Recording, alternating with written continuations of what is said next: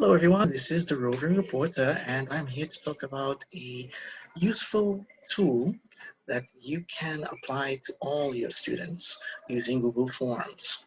Well, imagine that you want to keep track of everything that your students maybe talk about and tell you about themselves because you think it's useful. You want to maybe personalize your lessons as much as possible so that the information they provide you with you can maybe use that, explore it, provide examples of what they talk about, and in so doing, generate more interest, get them to, engage with the content because it's representing them. It talks about them. It talks about what they are doing.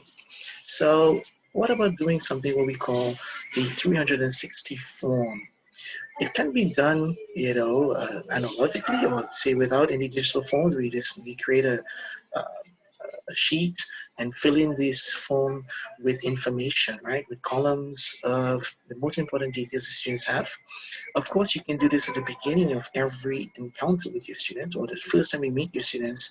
You kind of do a get to know you they fill in some questions about themselves, basic stuff. But during the course of these classes that you have with them, things change. They mention new things. They talk about themselves. They talk about their goals. They talk about their, um, you know, desires, wants, needs, etc. So you want to keep track of those things as they go along. Why not?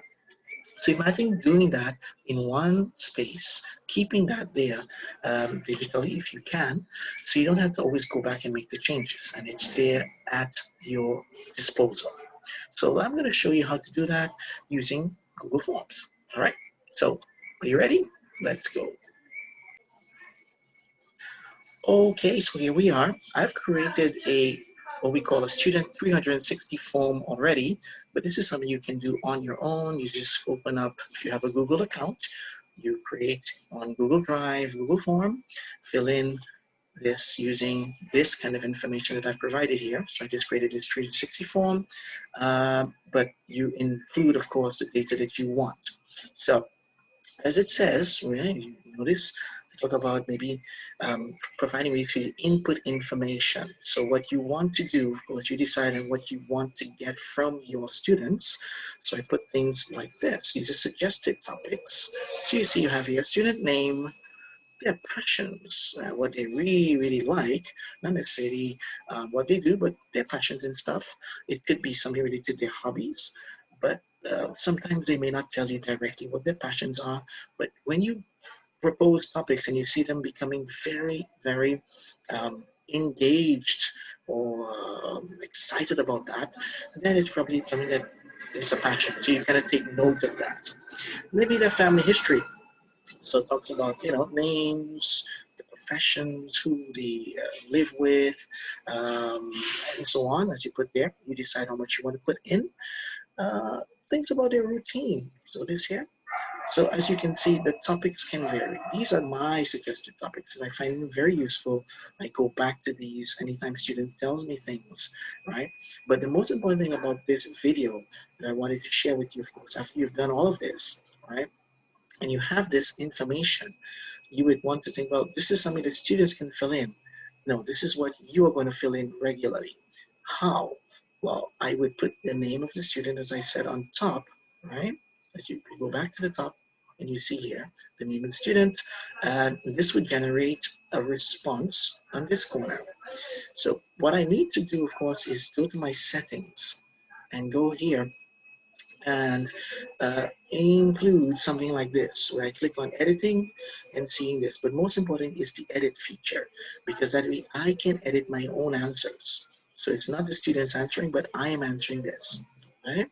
So it's quite easy when I put the edit after submit. So I've submitted that information from the student, and I can go back and edit that information and keep inputting information about the same student. What's also important for me to do, of course, when I've done that, if you go here, you click on responses, we have this, I need to generate what we call a spreadsheet. So this is normally here. So I would click on generating this. Right? So it says there, get email notifications, okay. But most importantly, click on this to generate this spreadsheet. when you create forms, it automatically generates a spreadsheet that you can use, or you can create a new one. But most importantly, of course, that you make sure that you generate this spreadsheet so that you can, every time you edit, this edit goes straight to your spreadsheet, right? So that in the end, you have information both from the spreadsheet and what students keep telling you, right? So it's a very straightforward tip, but I think it's important for us to do that so we can edit this on the go. But it's something that can be done from your phone, from your desktop, no matter where, right? So what do you think? It's an interesting thing, I think. Let's see. So as I said, what I just generated on the form will automatically come here so that if I edit it, it will also be edited on this form. And that's the beauty of it, because then I can always go back and make use of this information here. It's there, handy, on the go. And that's what we need right now, especially we're looking with online teaching, and we need to pull up data from students as quickly as possible. Right? But the purpose of this is most importantly, of course, to make sure that I'm using this to help my students and to get to really know my students. So there you have it. Okay, so I hope this was useful. As I said, the aim of this was to present a form, and you probably do this already with your students in different ways. You have your notebooks, you maybe write down things about your students, but this was presenting this in a maybe more organized fashion with a spreadsheet, and this spreadsheet can be again used and reused all the time by editing and turning on the edit form feature on Google Forms every time you submit, right? So you would be inputting information about your own students and keeping it in one space.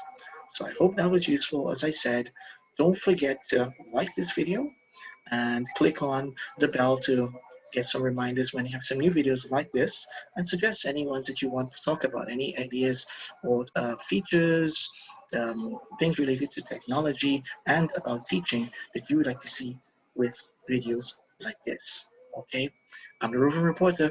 Bye bye. Thank you very much.